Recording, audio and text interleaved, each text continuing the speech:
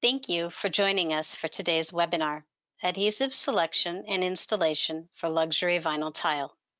We have some brief housekeeping before we start. Your phones are on mute. If you have any questions, please type them into the Q&A box in the corner of your screen, and we'll answer them at the end of today's session, time permitting, or via an email after. And you can always send questions to mapeidigital@mapei.com. We also invite you to visit the floor covering and installation systems page on our website, www.mapei.com, where we have videos, projects, system solutions, downloads, and more about adhesives and LVT, all of which happens to be overseen by today's speaker, the business manager for MAPEI's floor covering and installation systems product line, Jeff Johnson. Jeff brings to the industry more than 30 years experience in the development and marketing of floor covering installation products. His practical experience in the construction industry and as a bench chemist give him an insightful perspective on surface preparation, moisture mitigation, and floor covering installation, including the science of adhesives. Some of those insights he'll share with us now. Jeff, the floor is yours. Thank you very much, Jen, and thank you very much for all of you who've joined us today. Appreciate your time spent with us, and hopefully we will make this a very educational event for you and you learn something you didn't know before. So again, we're going to be talking about adhesive selection and the installation for LVT, and hopefully during the course of this objective, we're going to be talking about a variety of different points, all of which I think are relative in terms of how adhesives work with this particular flooring. So we're going to learn about the physical makeup and the dimensional dynamics of luxury vinyl tile, plank, whatever you want to call it. Everybody calls it LVT, but it's most of what we deal with on a regular day basis are planks, but we'll deal with both. We're going to understand the environmental influences that can affect the dimensional stability or shape or performance, if you will, of that vinyl flooring product. And it's a very important aspect of this whole balance, if you will, and it's important to understand that when you go to be making adhesive recommendations or adhesive choices. So we're going to spend a lot of time spent on talking about the dimensional stability or lack thereof of luxury vinyl plank and tile. And then we're going to go through the entire MAPEI portfolio of adhesives that work for or bond to luxury vinyl tile. And we're going to talk about the various performance attributes and differences between them so that you can make educated and smart decisions on which one to use, where, and why. And then we'll spend a little bit of time also talking about the installation process and some recommendations, tips, if you will, that might help control or might help make sure your LVT installation is as beautiful, gap-free, and defect-free as possible. So hopefully that's the course objectives, and we're going to dive right into it. We're going to start off with some basic understanding of what is luxury vinyl tile, what is it made of, how do we deal with it? In a basic terms, and when this product first came out, it's really a combination of 3, maybe 4 layers of material. It all begins with a plastic base, and that is polyvinyl chloride or PVC, which we call it, that's blended with calcium carbonate, and that kind of gives you the rigid structure, semi-rigid material on which a printed film is applied. And the printed film, as we know today, can be anything you can imagine, and the diversity of different kinds of visuals is amazing. All different kinds of wood, all different kinds of stone. If you can imagine it, you can get it as a print film. Followed by the application of a wear layer that's a little bit thicker application of a material that provides the protection against abrasion, scratching, and destruction of that print film. That print film is basically a paper, for lack of better description. And then there is a top coat that's applied to that, and that top coat is either a UV curable polyurethane film or electron beam cured acrylic films. But these things add additional uh, abrasion resistance and the various different gloss levels that you might want to see on an LVT, from matte finishes to gloss finishes and so on. So in general speaking, that's the way LVT is composed, or what it's built out of. And then, like everything, we talk about the complexity. How do you differentiate, or how do you make yours better than the competitor's product? And we start seeing all different kinds of ways that this sandwich gets built.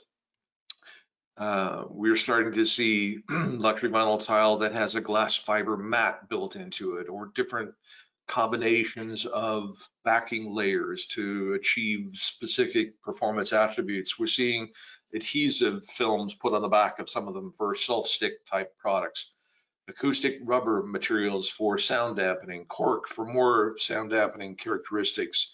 And then we get into the click systems, or more rigid or less rigid, and so on and so forth. So it becomes quite interesting and complex as to what kind of products we're actually working with out there, because it's not all just one thing. The manufacturing community in this domain has a lot of fun creating different products for different performance attributes, and then we get to have the great challenge of figuring out how to bond these all together. So having said all that, this is all kind of interesting about the different layers that are made out of it, but how does it get put together? And if you don't mind, for a few seconds here, a minute or two, I'd like to share with you a video on how LVT is made.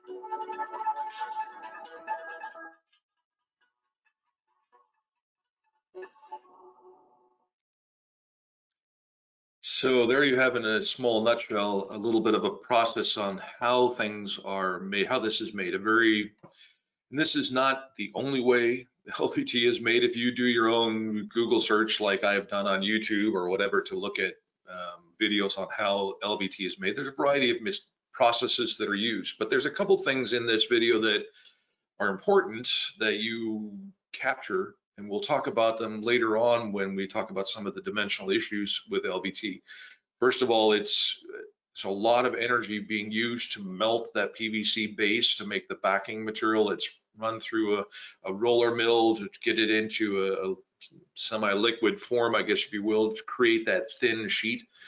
That puts a lot of strain in that rubber, and there's a lot of memory in that particular PVC that if you don't cool it properly or prepare it properly, that it wants to remember what it originally was and it will shrink back in.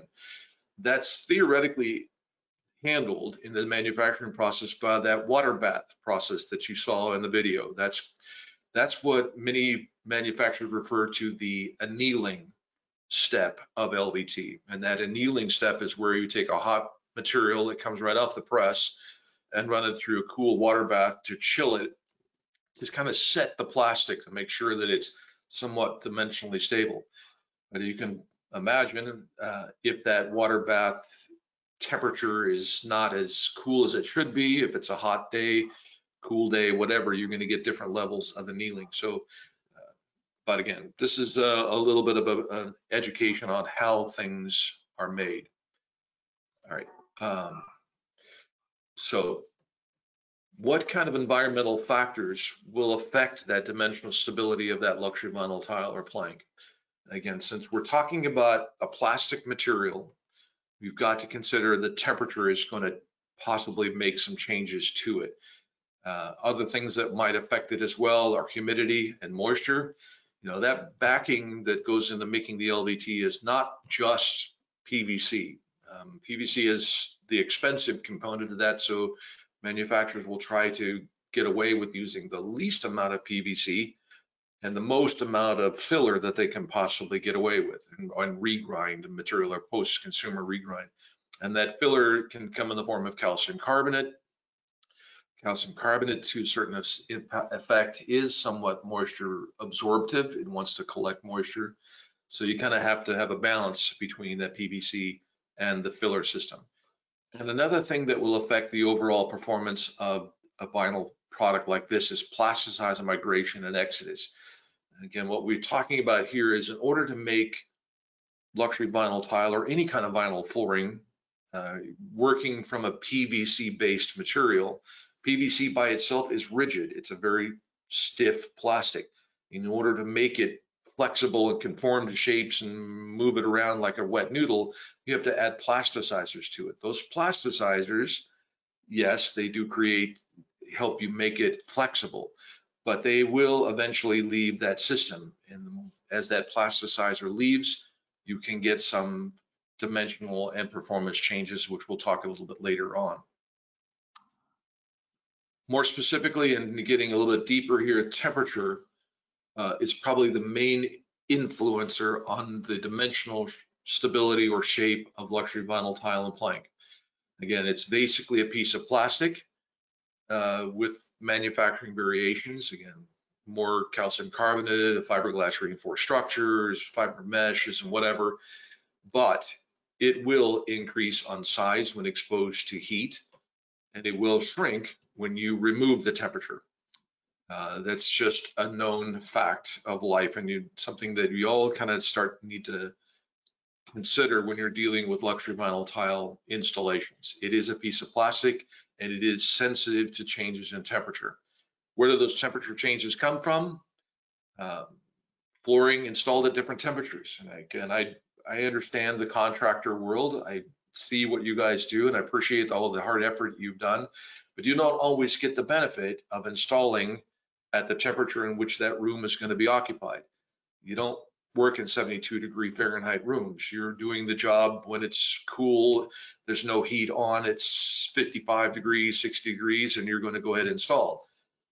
The same thing could be true for our friends that are in the Arizona market. That's 95 to 110 degrees outside, and you're trying to install a floor covering in that kind of an ambient condition. All well and good, it all looks good at the temperature that you install it, and then they turn the building on, if you will, the air conditioning is kicked in, and it all goes to a 72 degree, 73 degree operating temperature. That's going to have some significant shifts on the way that that flooring works. Other effects are moisture and alkalinity.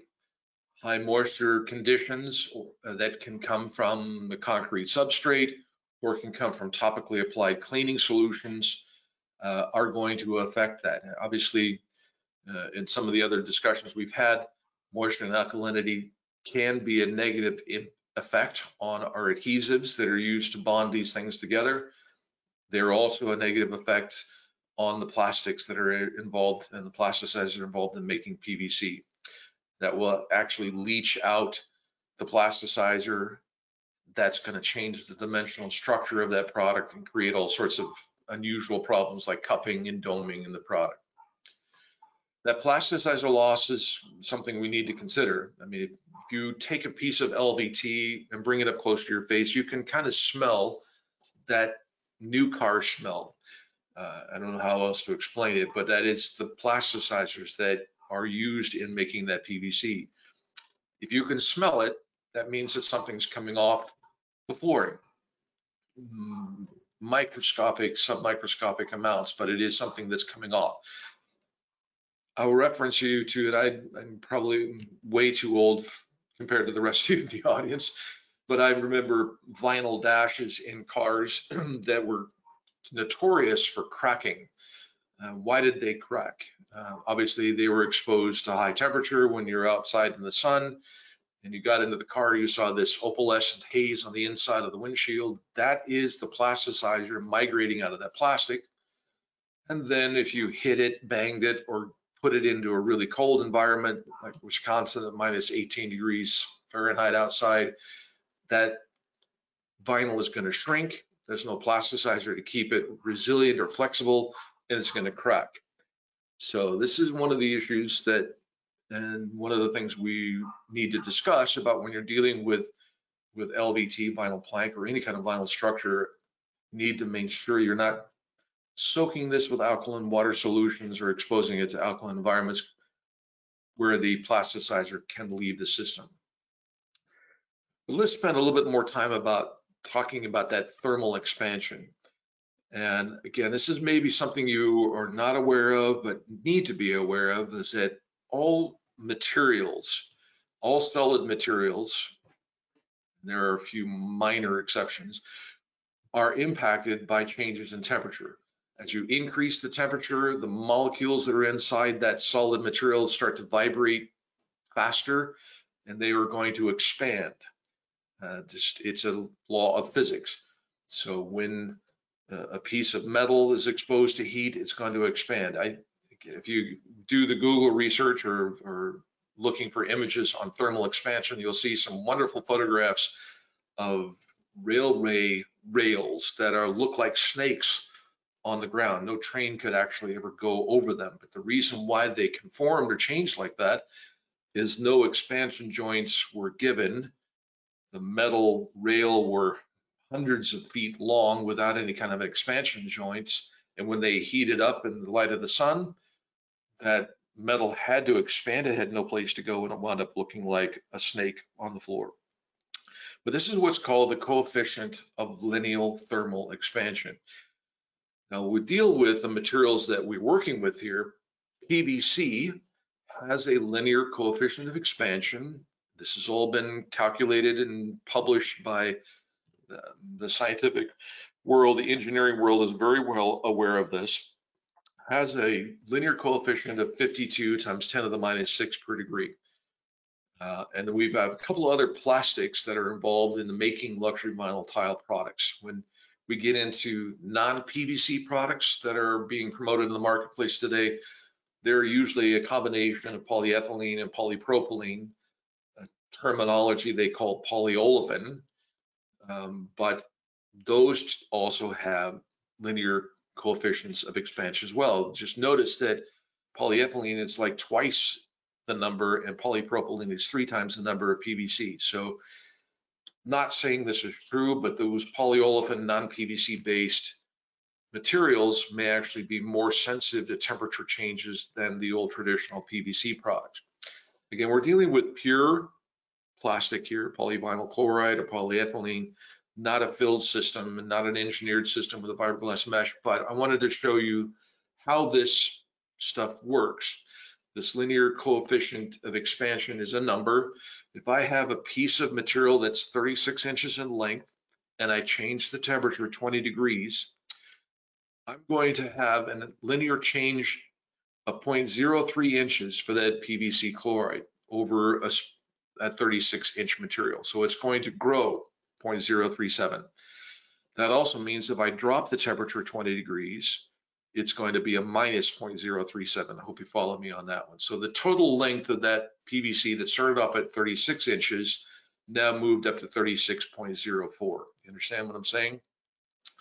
So to give you a reference, I always get a bit confused with decimal figures of length, 0.04. What is that? I don't really understand. I'm not even sure if they call that 400s, 410ths, 400s, whatever the number is. But if you think about it at a 16th of an inch, I'm a carpenter. I guess I understand the 16th and an eighth of an inch. A 16th of an inch is that 0.0625 number. So 0.06 is pretty close to that 0.04 number. And that happens to be about the thickness of a credit card. So if I have a temperature drop of 20 degrees or increase of 20 degrees on a 36-inch wide plank, it's going to want to extend itself about the thickness of a credit card or shrink, depends on what direction that goes. But if I combine two planks together, you're going to, that's going to be exasperated somewhat. Obviously, if you butt these things together, two seams together of an LVT that are nice and tight, and you increase the temperature, those seams have no place to go, and that's why they're going to erupt and peak. And that is a problem for some LVT installations because the flooring is expanding, there's no place for it to go, and it's going to wind up peaking around the seams. If it's a negative change in temperature, then you're going to wind up with a gap. Now, I put in on the other side this gap change times 2. Since we are dealing with planks and we put them together butt seams to butt seams, and if I have one plank that's going to shrink 0.04 and I put it next to another one 0.04, then I wind up getting an even bigger number. So again, if you look at polyethylene and polypropylene, we can get some pretty significant changes in shape to the point where polypropylene, if we made luxury vinyl tile out of that material, would give you a gap of almost 1/4 of an inch between the two pieces. Not really what you want to see or what you want to have. So those kind of things really need to be controlled. And for the sake of education, I threw in the linear coefficient expansions for concrete, steel, and aluminum. Sometimes we use these as substrates on which we put LVT. Concrete, obviously, a lot. So you notice here that we've got a disparity in terms of the expansion of concrete and PVC. It's about a 5 times more of expansion of polyvinyl chloride than concrete.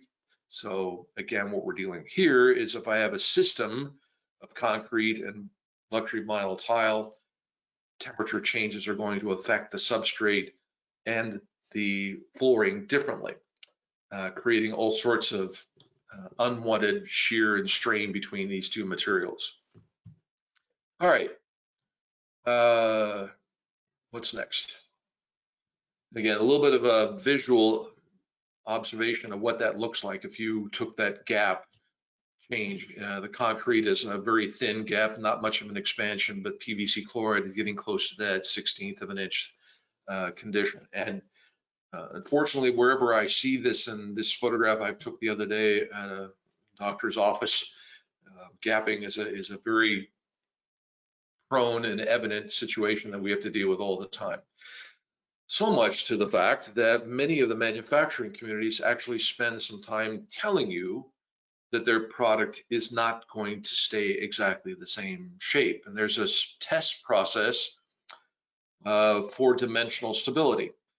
And I would encourage all of you or the contractor domain in the audience that when you're dealing with luxury vinyl tile products to look for this number and make sure you understand what the dimensional stabilities are going to be for the product you're installing. And there is a test method, which we'll talk a little bit about here later, that gives you the overall number as to how much that thing can shrink and still be within specification. Kind of makes me feel kind of weird. I'm sorry, that to me that makes me kind of weird, because if somebody's telling me, yeah, it's going to shrink, but it's going to shrink within a certain limit and it's okay, it's within spec. If it shrinks beyond that, then we have a problem, but it is going to shrink. So it's a whole process. The whole thing is interesting to me, and we need to understand that this product will shrink. Why does it shrink in a controlled environment? You know, if I put a piece of plank unbonded and lay it out in a room and watch it over a period of time, will it shrink? To some respect, yes, over time, because the plasticizer is going to diffuse into the atmosphere. It could leave the system. The product didn't get annealed properly. Again, that water bath picture we showed you in that video didn't get annealed properly, and the product has this memory and wants to shrink back.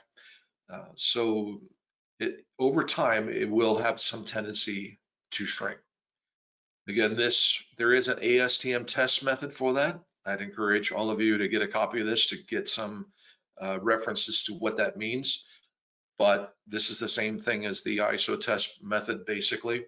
But what we do in this test is we take a plank, we heat it up to a high temperature, get it kind of relaxed, and then cool it back down again to see whether or not it changes its shape. That heating and cooling process is done to try to emulate time or age. What's going to happen to that LVT in a year from now, or 2 years from now, or 5 years from now? Will it remain the same, or will it shrink? And there are some industry agreed to standards on that, like 0.1% machine direction. So whatever the product is that's going through the machine has an opportunity to shrink no more than 1.1% and 0.2% across machine direction. So again, that gives you some idea. That means that the industry is kind of all agreed to a 36-inch plank can shrink plus or minus 0.036 inches and be cool. The overall the picture of that is that if I'm a consumer and I have to look at an LVT installation that's got a bunch of gaps, that's 1/16 of an inch across my floor, I might be a little bit concerned about that. So how do we control all that? Obviously, this is something that is well aware of in the manufacturing community, and they're doing what they can to improve the construction of that material to help control this dimensional change by including a fiberglass reinforcement and by telling you to make sure you control the temperature that you're installing this material in. If you can install it and keep it at a temperature at 72 degrees Fahrenheit all the time, your chances of having kind of dimensional change are nil, very, very minimal.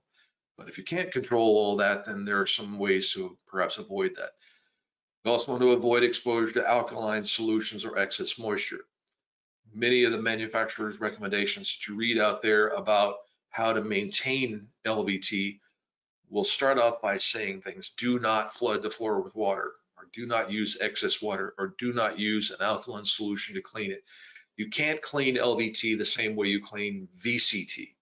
And that's something that you need to make sure everybody understands, and particularly like an educational facility, school, that used to be the domain of the VCT flooring. That's being changed into LVT because it's a more attractive look. But if the janitorial staff wants to try to maintain that LVT using the same process that they did for VCT, things don't work the right way.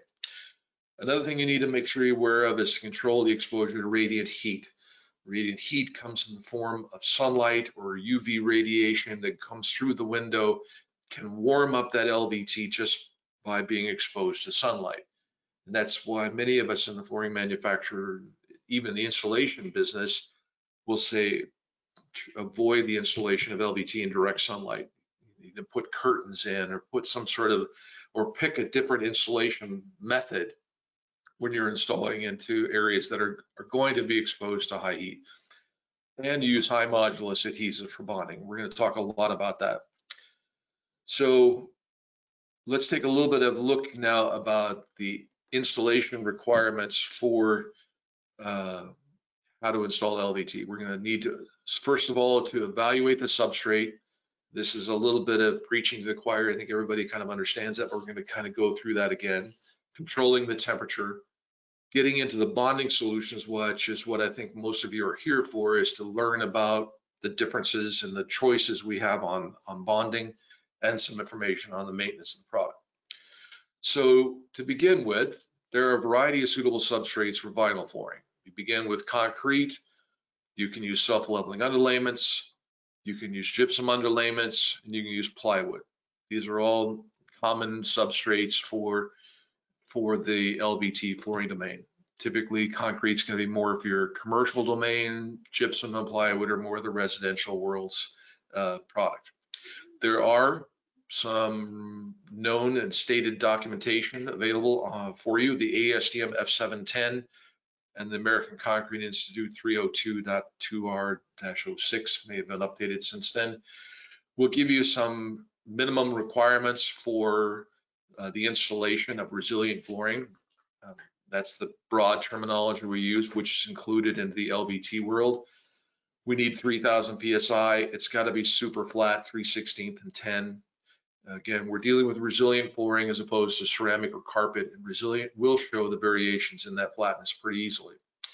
pH range needs to be within the 9 to 11, and they do make some mention about the submission rates need to be less than 75% RH, which we all know and understand this day that no one pays attention to these things anymore. We have insulation materials and products that will do well and beyond that, but ideally, dry floors are better for many, many reasons. Sub-leveling underlayments, there's also an ASTM standard for that, typically greater than 3,000 PSI. The same kind of numbers as we talked about before. Gypsum, little different compression strength numbers. They're typically looking for 2,000 PSI. However, most of the gypsum products I've seen in use these days are well beyond that 2,000 PSI number. Super flat typically. Key factor about gypsum underlayments that you need to be aware of is they take longer to dry than cement-based materials. And you've got to make sure they're dry before you install. And thicknesses of gypsum, if it gets up to 2 inches, 1.5 inches to 2 inches, it's going to take months for that to properly dry before you should be installing anything on top of it. So do spend some time making sure you follow the dryness numbers on LVT.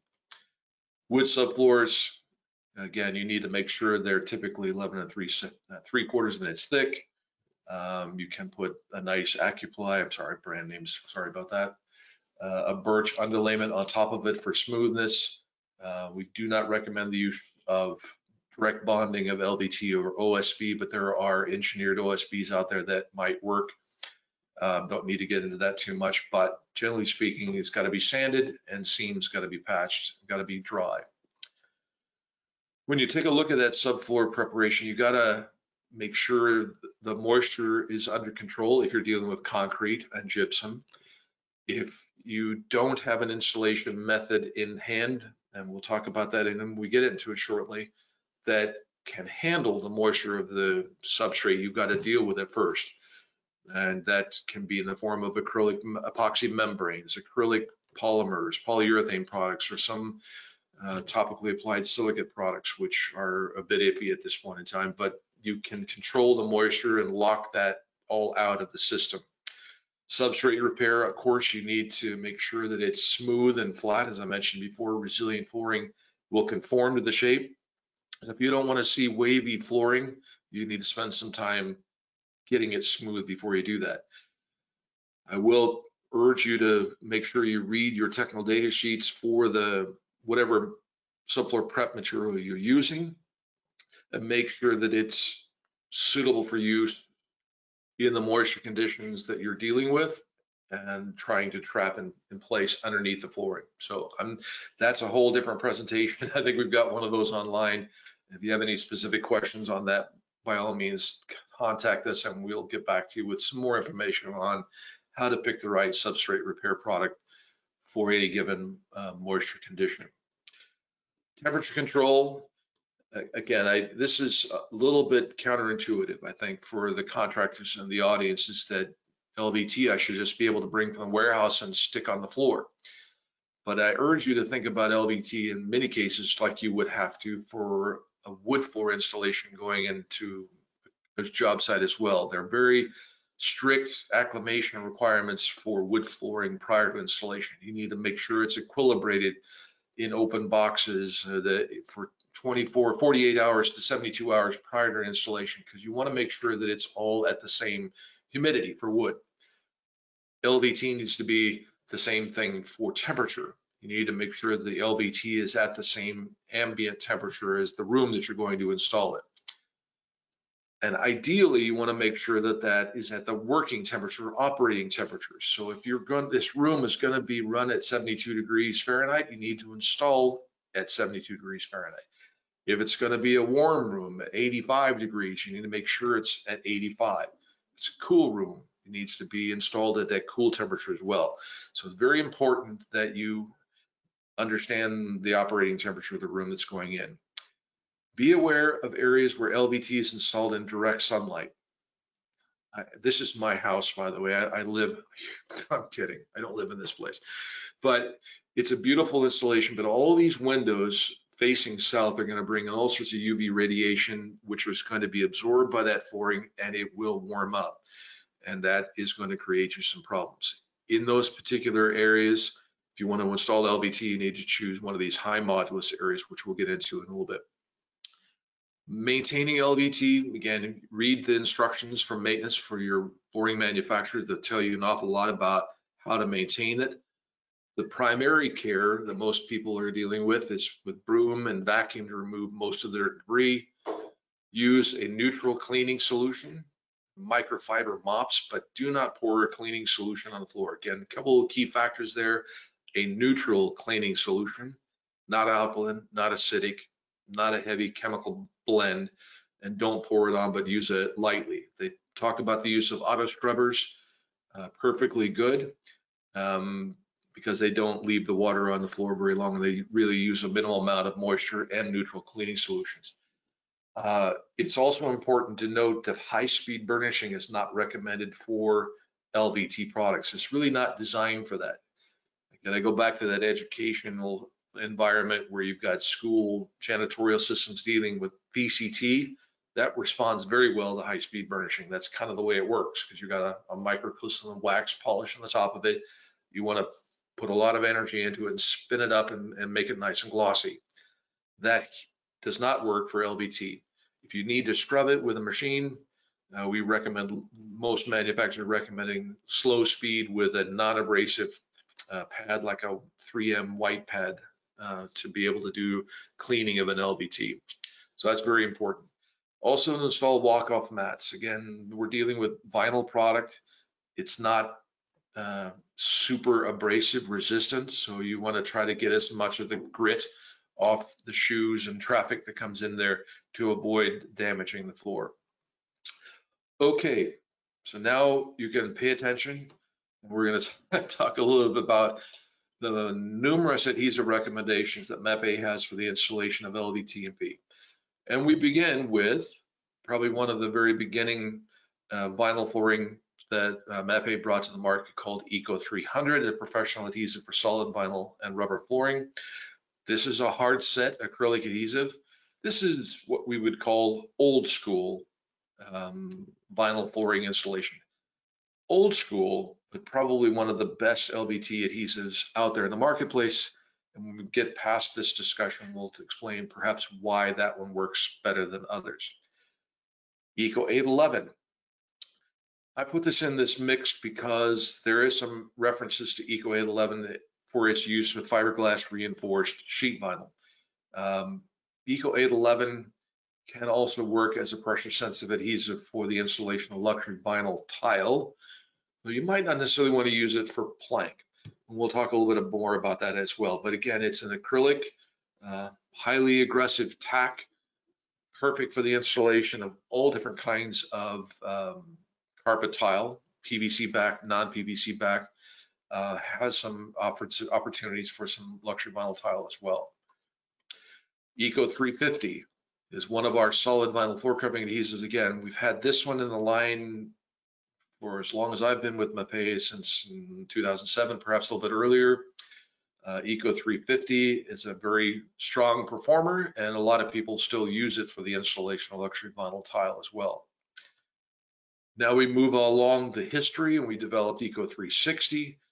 This was kind of introduced when the LVT market beginning of the introduction of luxury vinyl tile. We wanted something that had a little bit higher performance attributes, something with a little bit better pressure sensitive characteristics, and that's where we came up with Eco 360. This is still one of the benchmarks, as far as I'm concerned, in the industry for luxury vinyl tile, for vinyl sheet. Great rolling load resistance, great performance, great dimensional stability, good products to speak about. But it's, I guess you're going to call it generation 2. Then we get into generation 3 with the introduction of Ultrabond Eco 373, which we brought in, I want to say 2018, has done phenomenal well for MAPEI, and it's extremely aggressive tack for luxury vinyl tile. Has a great working time. This is a 12-hour working time, which enables the contractor to spread a great surface area with adhesive and leave it open and still be able to get great bond for all the vinyl plank that you're putting into the marketplace. Then followed by the one we recently introduced, I believe, I want to say November 2018, or it was 19, I believe it was, excuse me.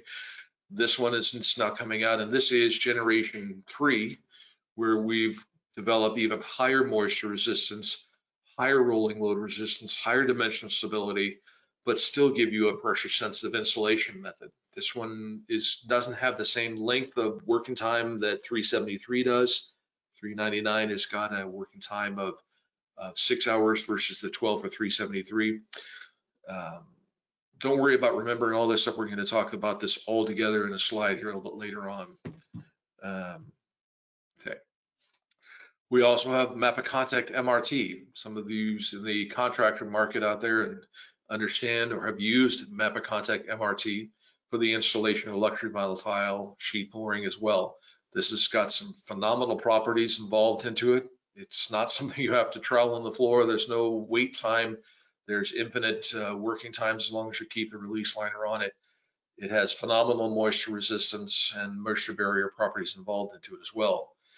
Then we have some reactive stuff that you need to remember that we have. Ultrabond G19, a 2-part polyurethane modified, epoxy modified polyurethane reactive adhesive.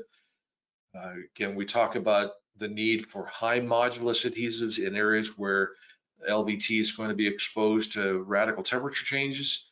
This is one of those high modulus products that to be able to use. I will be upfront with you, G19 does have a little splash of solvent in it, so it's not the squeaky clean, environmentally friendly product. G21 would be the solvent-free version of G19, and that would probably make you look at this one more than the other one. But this is one of these high modulus 2-component reactive systems that once it's locked in is very hard and gives you a permanent bond and does a very good job of controlling any kind of dimensional changes for any kind of flooring involved. A new one we've introduced also, which we would consider reactive, it's a 1-component system, Ultrabond Eco MS for LVT. This was introduced as part of our shower system for LVT, but also as a phenomenal adhesive for installation of all kinds of resilient flooring on all kinds of substrates, but particularly high moisture concrete slabs, and provides phenomenal bond strength as well. So it'd be considered one of those dimensional high modulus adhesives as well. So that's kind of the apple cart of MAPEI products that we have, but how do you differentiate between one bucket of glue versus another? To me, this has always been something I really want to get a good understanding, and I hope you can get some clarity as to why we have so many different adhesives for vinyl flooring and what differentiates them. And for the most part, we're going to spend talking about 4 key performance attributes that will help you differentiate some of those things. First of all, we're going to look at the overall adhesive performance. We're going to look at the peel and shear of these kinds of products. How do they keep things down and how do they keep things from moving side to side? We're going to look at moisture and alkali resistance. This is becoming a very important aspect of adhesive development as we move forward. We've heard contractors say, I can't wait for concrete to dry. I want to install this. How do I do it? And we are doing more and more in terms of our R&D work to develop adhesive systems that work without respect to the subfloor moisture conditions. There are limits to that, but that's what we're working with. Working time is a very important aspect for the contractor business. If I have a limited working time, that usually means my labor is going to be a little bit higher. If I have a longer working time, my labor rates are going to be a little bit lower. The installation method obviously is kind of correlates with that working time, but most of these are either going to be wet lay kind of materials or pressure sensitive materials. And if you think about that in your mind, there's some significant differences on how these two things handle. A wet lay installation means you can only put out a certain amount of glue and install floor covering into it while it's still wet, versus a pressure sensitive method where I can turn the whole room into flypaper and then start in a corner and just keep going. So there's some differentiation points there that we'll deal with. So here's the big chart. Everybody get your cameras out and get your iPhones to take the picture of this, but this is kind of the summary of the points of differentiation between the adhesives that I just mentioned. And I want to make sure I put this caveat in your mind before you go on to publishing this anywhere else, but the peel and shear data that we present is very dependent on the type of flooring that you use to generate the test results. Again, all these things have got a lot to do with the affinity of the adhesive to the surface tension and the texture of the backing, the material that you're installing. We've seen wide changes in performance attributes based on changing the flooring material from one type to another. But what I wanted to do is present you some kind of visual tool to tell you the differences between these things. This chart deals with peel strength, and that is the pulling things apart, the shear strength, which is tearing things apart sideways, the overall pH resistance at 7, 11, and 12. Again, this explanation of what this chart means here, this is our internal rating system, and it's very elaborate, but it consists of soaking adhesive samples on glass panels and soaking them in water for 24, 48 hours, 72 hours, and observing what happens to that film over time at various pHs. It's drastic, obviously, and we're not promoting the fact that we're making waterproof adhesives. That's a whole different subject, but we wanted to know what happens to our products at different pHs, and this is a way that gives us some differentiating points. And you can see that a 5 being the best rating, 1 being the worst rating. So you can see that in the broad picture of here things, some of our earlier version adhesives, 300, 350, and 360, have relatively low moisture and pH resistance, and that's why we have relatively low moisture vapor emission rates and RH limits associated with them as well, because we know that they don't work very well in these elevated environments. And as you can see, as we move down the chart into the more engineered, the newer products, we have much better moisture resistance at elevated RH and moisture levels as well. So that's why we can make some changes there. The installation methods, the flash time, and the working time is also very important. And we'll talk about these in individual charts here in just a second. So when we deal with the peel strength, when we deal with these reactive systems, the hard set, thermoset type adhesives that are in that epoxy modified polyurethanes or pure epoxies or the reactive MS systems, our peel strengths are going to be extraordinarily high. That means it's going to be very difficult to get your fingernail underneath it to pull it off and be able to take it off the sample. When it's down, basically it stays down. The gravity assist here is immense.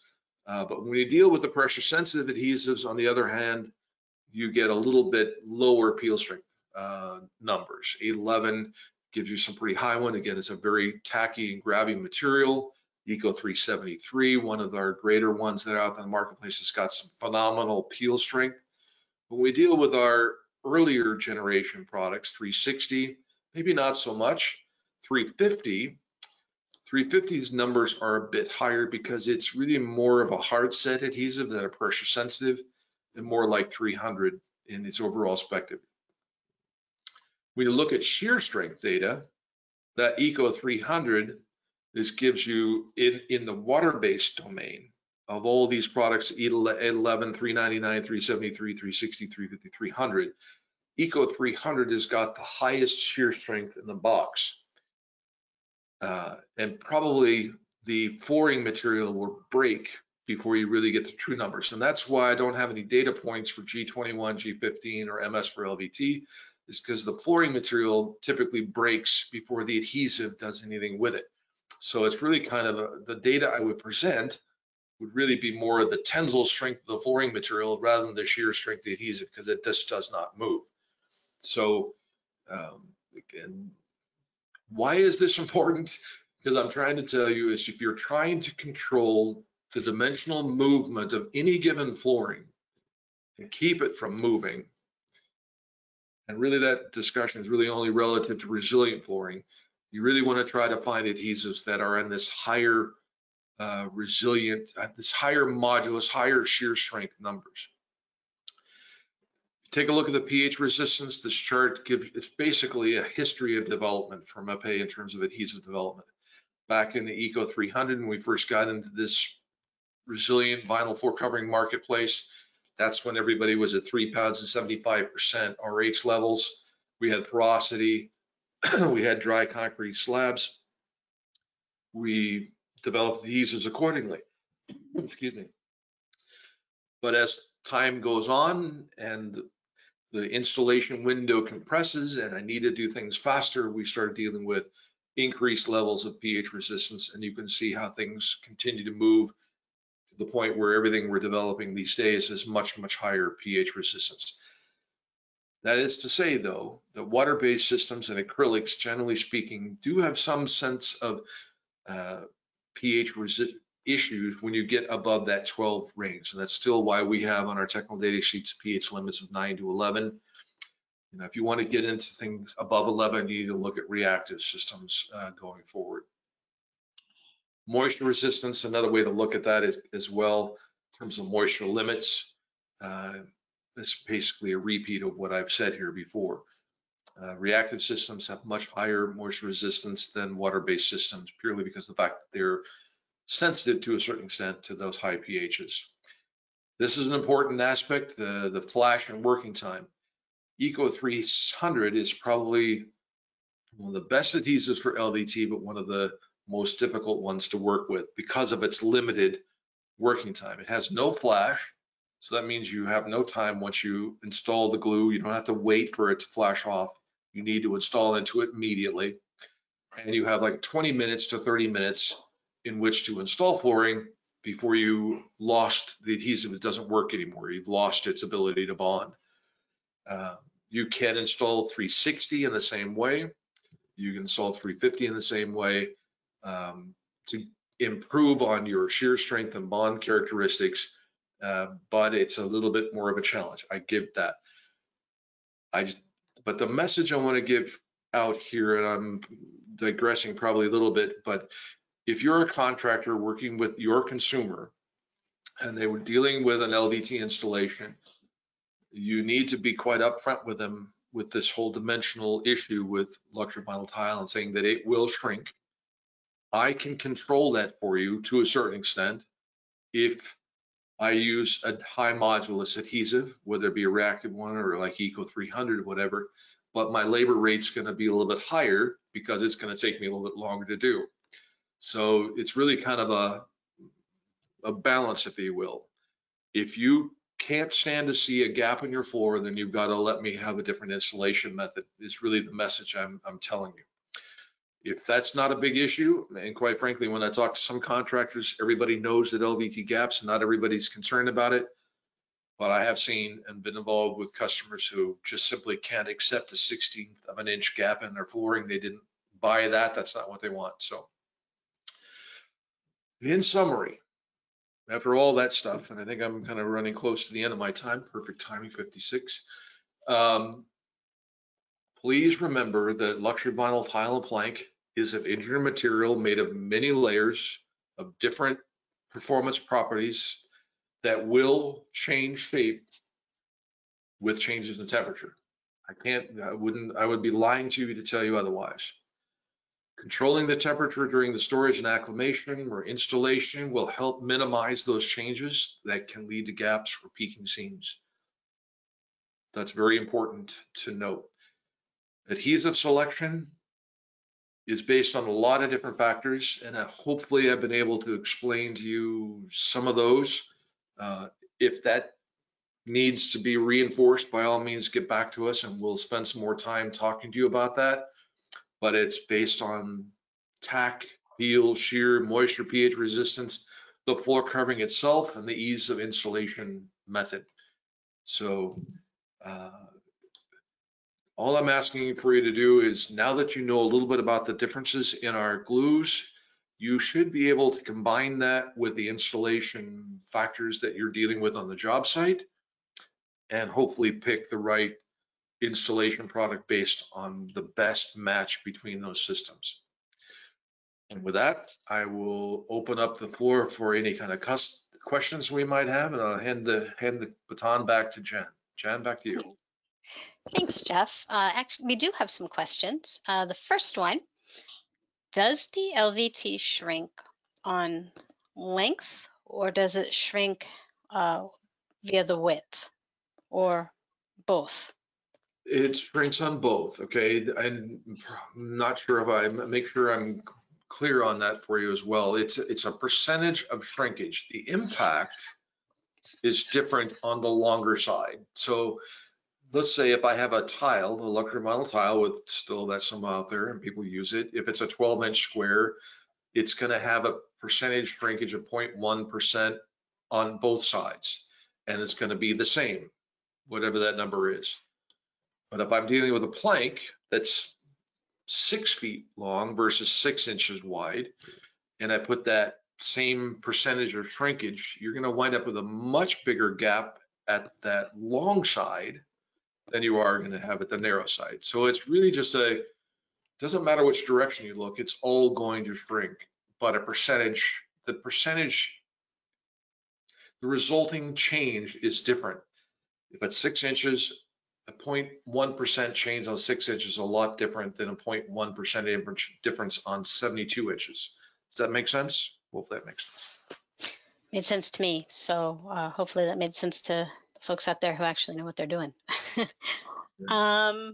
Another question, can we get a copy of this? Yes, give us about 2 to 3 weeks, and then this should be online on our website in the technical services video section, and that's www.mapei.com.